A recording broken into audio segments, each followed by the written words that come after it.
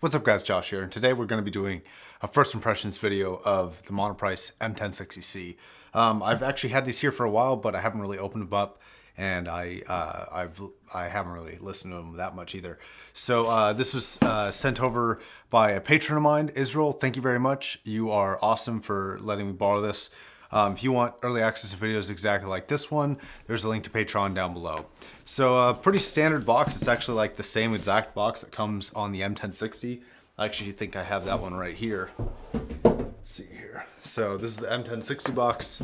As you can see, same exact box. So I think it's got the same carry case. So nothing new in terms of that. Let's go ahead and open this up here though. Eventually we'll get there. Maybe. Okay. So, pretty standard unboxing for Monoprice M1060. Completely oversized carry case and oversized box. A little bit of a downside in my opinion. And there it is. Normal cable, but we have an aftermarket Periapt cable that we're going to be using. Right away, super heavy. Like way heavier than the M1060. But it does feel more solid. And there's a couple things that I actually really like about this one.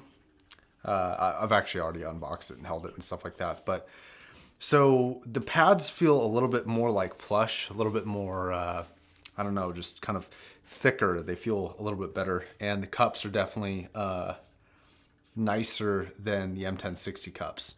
Same headband though, like the same exact headband structure. Same 2.5 millimeter connector. Overall, the build is kind of impressive, but I think that certain people are going to have a problem with the headband structure because that was a big complaint of the M1060. I know there's a lot of mods for this, making them open back, and they're supposed to be pretty good. But that's not something we're going to be exploring. So I'm going to listen to this for just a sec and then kind of give you my my kind of first impressions of it, because I don't know what to expect from this actually. Being completely honest. So the topping video is actually getting delayed a little bit because the right output for both the RCA and the XLR stopped working completely. Very weird. So it's definitely something I talked with Topping about it. They think it's an internal circuitry issue. They're sending me a replacement so super fast. So I highly commend them for sending out a replacement when something like this does break.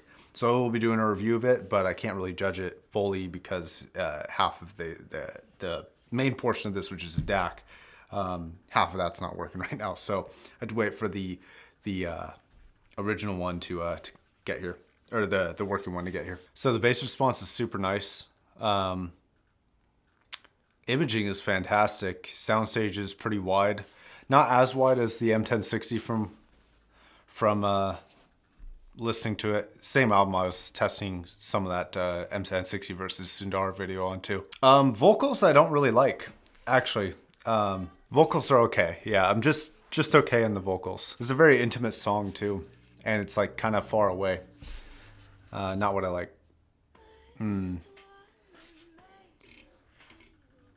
That bass response though, it's nice. Actually, how efficient are these? So the Mac definitely doesn't have the best headphone output. So take this with a grain of salt. I was listening off of Foobar FLAC and onto the topping here for a bit though, but I want to see how much this is different on. Kind of feeling some Sam Smith. Okay, so I spent a little bit of time with this, and for a closed back headphone, they do pretty good. They're definitely like they do a pretty good job for sounding closed. Like they sound close to me. They don't sound like this exceptionally wide soundstage. Vocals are a little bit disappointing. They don't quite have like the full forwardness that I really look for. Although in all fairness, I haven't really heard a closed back headphone that did, but this definitely isn't the exception to that rule. The bass response is awesome.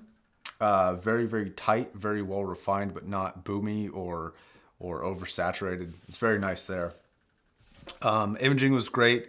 Soundstage was good for a closed back. I think perhaps the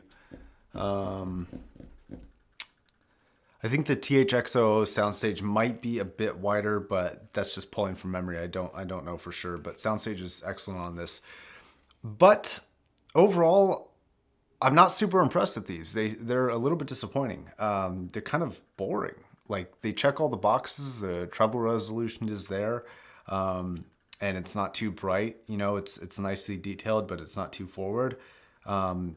It sounds like it probably measures pretty well for a closed back headphone, but overall, it just it's kind of boring. But we'll get into it more. I didn't really like it on the Mac very much. I definitely liked it more on the Amplifier, but good job, Josh. You're finding things out that everybody already knew. So yeah, the build quality though is pretty nice.